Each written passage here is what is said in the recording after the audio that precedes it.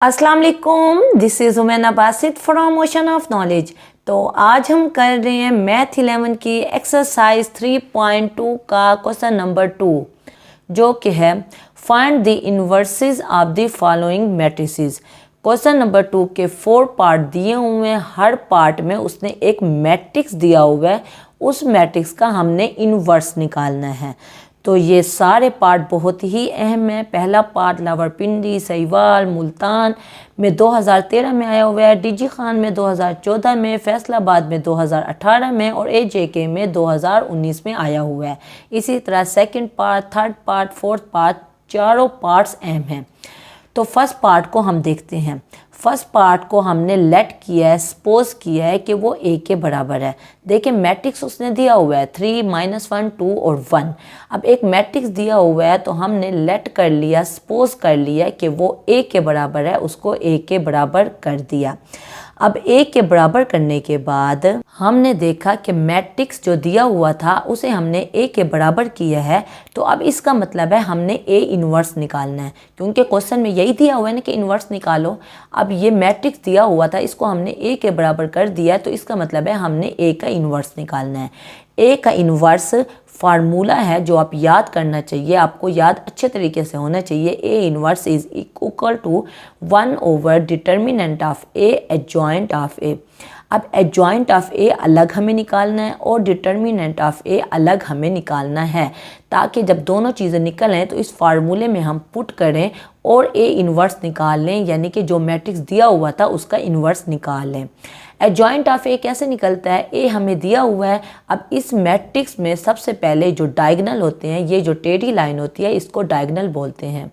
इसको हमने इंटरचेंज करना है, आपस में तब्दील करना है। 3 की जगह पे 1 आ जाएगा और 1 की जगह पे 3 आ जाएगा जब हम एडजॉइंट लेते हैं। और बाकी जो 2 एलिमेंट बच जाते हैं, या कोई जितने भी एलिमेंट बच जाते हैं डायगोनल के अलावा, उनके हम साइन को तब्दील करते हैं। यानी देखें 1 के साथ माइनस का साइन है तो वो प्लस का साइन हो जाएगा, और 2 के साथ कोई साइन नज़र नहीं आ रहा यानी कि प्लस का साइन है तो वो माइनस हो जाएगा। अब ये क्या निकला है? ये हमारे पास एडजॉइंट ऑफ ए निकला है। मैट्रिक्स ए ये है और एडजॉइंट ऑफ ए का जो मैट्रिक्स बनना है वो ये है, ठीक है ना। अब एक चीज़ हमने निकाल ली, यानी कि एडजॉइंट ऑफ ए निकाल लिया। अब हमने डिटर्मिनेंट ऑफ ए भी निकालना है, ताकि इस फार्मूले में पुट करके हम ए इन्वर्स निकाल सकें। ए यानी कि जो मैट्रिक्स दिया हुआ है उसका इन्वर्स निकाल सकें, जो उसने हमें क्वेश्चन में कहा है। तो क्या करते हैं, डिटर्मिनेंट लेने के लिए ऐसे 2 लाइनें लंबी लगा लेते हैं, और जो मैट्रिक्स दिया हुआ है 3, -1, 2 और 1, इसके भी दोनों तरफ मैट्रिक्स की निशान की बजाय ये लंबे निशान लगा देते हैं जो डिटर्मिनेंट को जाहिर करते हैं। तो डिटर्मिनेंट लेने के लिए हमें डायगोनल को पहले मल्टीप्लाई करना होता है, यानी 3 को 1 से मल्टीप्लाई करेंगे। 3 1s are 3 आ जाएगा, बीच में हमेशा माइनस आता है जब भी हमने डिटर्मिनेंट लेना हो। तो डायगोनल के अलावा जो एलिमेंट होते हैं उनको भी आपस में मल्टीप्लाई करना होता है, यानी कि 2 को -1 से मल्टीप्लाई करेंगे तो -2 हो जाएगा। 3 मौजूद है, माइनस माइनस जब मल्टीप्लाई होगा तो वो प्लस हो जाएगा, और 2 पहले ही मौजूद है। 3 + 2 ये क्या हो गया? ये 5 आंसर आ गया। अब जो 5 है वो नॉट इक्वल टू 0। ये बात हमने क्यों लिखी है कि अगर डिटर्मिनेंट 0 आ जाए तो हम कहते हैं कि मैट्रिक्स सिंगुलर है। मैट्रिक्स सिंगुलर है और फिर हम उसका ए इन्वर्स नहीं निकाल सकते होते, लेकिन क्योंकि यहाँ 5 आंसर आया है, 0 के बराबर नहीं आया, तो इसका मतलब है ए इज़ नॉन सिंगुलर, यानी कि 0 आएगा तो सिंगुलर होगा। अगर 0 नहीं आएगा, 5 आंसर आया, तो ए क्या है? वो नॉन सिंगुलर है, और नॉन सिंगुलर का हमेशा इन्वर्स एग्जिस्ट करता है। तो यही बात लिखी हुई है, A is non singular so A inverse exist. A inverse exist है, तो इस फार्मूले में जो कि ए इन्वर्स का फार्मूला है 1 ओवर डिटर्मिनेंट ऑफ ए और साथ एडजॉइंट ऑफ ए, इसमें हम वैल्यूज़ पुट कर देते हैं। तो देखें हमने 1 ओवर डिटर्मिनेंट ऑफ ए की वैल्यू क्या निकली है? 5 निकली है, उसकी जगह पे 5 पुट कर दिया है। एडजॉइंट ऑफ ए हम पहले ही ये मैट्रिक्स निकाल चुके हैं, 1 1 -2 और 3, तो 1 1 -2 और 3 हमने लगा दिया। अब ये क्या है? ये हमारे पास ए इन्वर्स है। तो ए इन्वर्स तो निकल आया, लेकिन हमने देखा 1/5 बाहर खड़ा हुआ है, तो 1/5 को हम मैट्रिक्स के साथ यानी मैट्रिक्स के हर एलिमेंट के साथ अलग अलग मल्टीप्लाई कर लेते हैं। तो 1/5 को 1 से मल्टीप्लाई किया तो 1/5 आ जाएगा, 1/5 को 1 से करेंगे तो 1/5 आ जाएगा, 1/5 को -2 से मल्टीप्लाई करेंगे तो -2/5 और 1/5 को जब 3 से मल्टीप्लाई करेंगे तो 3/5 आ जाएगा। अब देखें इसके बाद अब हमारा आगे कोई क्वेश्चन आगे मज़ीद क्वेश्चन सॉल्व नहीं होता, तो इसलिए हमारा यही आंसर है, हमने ए इन्वर्स को निकाल लिया। तो क्वेश्चन में हमने यही करना था, एक मैट्रिक्स दिया हुआ था जिसको हमने सपोज करके ए के बराबर करके उसका इन्वर्स निकालना था, तो ए इन्वर्स हम निकाल चुके हैं। तो इसी तरह सेकंड पार्ट है let a is equal to -2, 3, -4 और 5।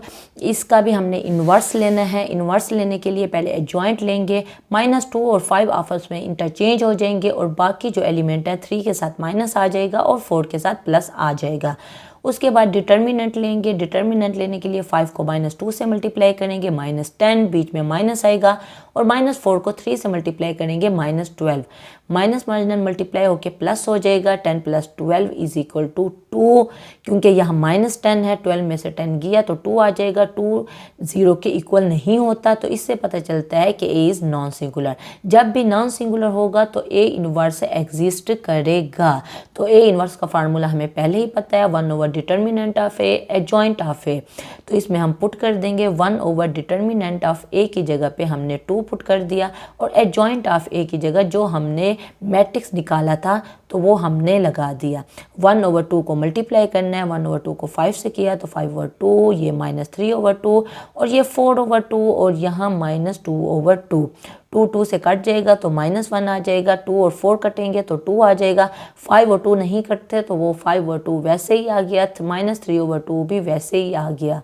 ये हमारा ए इन्वर्स निकल आया। इसी तरह थर्ड पार्ट है, ए हमने 2 अयोटा अयोटा अयोटा और माइनस अयोटा है। एडजॉइंट ऑफ ए लेंगे तो 2 अयोटा और माइनस अयोटा आपस में इंटरचेंज हो जाएंगे। इस अयोटा के साथ भी माइनस आ जाएगा और इस अयोटा के साथ भी माइनस आ जाएगा। जैसे एडजॉइंट लेने का तरीका है, डिटर्मिनेंट लेने के लिए 2 अयोटा को माइनस अयोटा से मल्टीप्लाई करेंगे तो -2 अयोटा स्क्वायर हो जाएगा, क्योंकि अयोटा अयोटा से मल्टीप्लाई हुआ है, बीच में माइनस आएगा, और अयोटा को अयोटा से करेंगे तो अयोटा स्क्वायर आ जाएगा। देखें यहाँ -2 अयोटा स्क्वायर है, यहाँ -1, जब कोई कोफिशिएंट नज़र ना आ रहा हो तो वो 1 अयोटा स्क्वायर होता है। तो -2 अयोटा स्क्वायर -1 अयोटा स्क्वायर तो -3 अयोटा स्क्वायर आ गया। तो -3 अयोटा स्क्वायर हमें पता है वो किसके बराबर होता है, वो -1 के बराबर होता है। तो अयोटा स्क्वायर की जगह हमने -1 पुट कर दिया। -1 जब -3 से मल्टीप्लाई हुआ तो वो +3 आ गया। अब 3 क्या है, वो 0 के इक्वल नहीं है, तो इसका मतलब है कि ए नॉन सिंगुलर है, तो ए इन्वर्स एग्जिस्ट करेगा। तो ए इन्वर्स का फार्मूला हमें पता है, 1/डिटर्मिनेंट ऑफ ए एडजॉइंट ऑफ ए।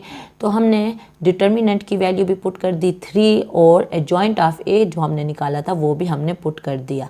1/3 को हर एलिमेंट के साथ अलग अलग मल्टीप्लाई कर लिया, तो हमारा ए इन्वर्स से निकल आया। इसी तरह फोर्थ पार्ट है, वो भी बिल्कुल वैसे ही है। लेट किया, ए को इसके बराबर किया, एडजॉइंट ऑफ ए निकाला तो 3 और 2 आपस में इंटरचेंज हो गए और यहाँ के साइन तब्दील हो गए। डिटर्मिनेंट लिया तो 2, 1, 6 और 3, 2 को 3 से मल्टीप्लाई करेंगे तो 6, फिर बीच में माइनस आता है, 6 को 1 से मल्टीप्लाई करेंगे तो 6, 6 - 6 क्या आ जाएगा, वो 0 आ जाएगा। तो देखें यहाँ आंसर डिटर्मिनेंट का 0 आया है, तो इसका मतलब है ए क्या होगा, ए सिंगुलर होगा। जब सिंगुलर होता है तो A inverse does not exist, A inverse exist नहीं करता। तो कोई कन्फ्यूजन हो, कोई मसला हो, कोई बात समझ ना आई हो, आप नीचे कमेंट में पूछना, मैं इंशाल्लाह कमेंट बॉक्स में उसका डेफिनेटली जवाब दे दूंगी। तो अपना ख्याल रखिएगा। ओके, फिर अल्लाह हाफिज़।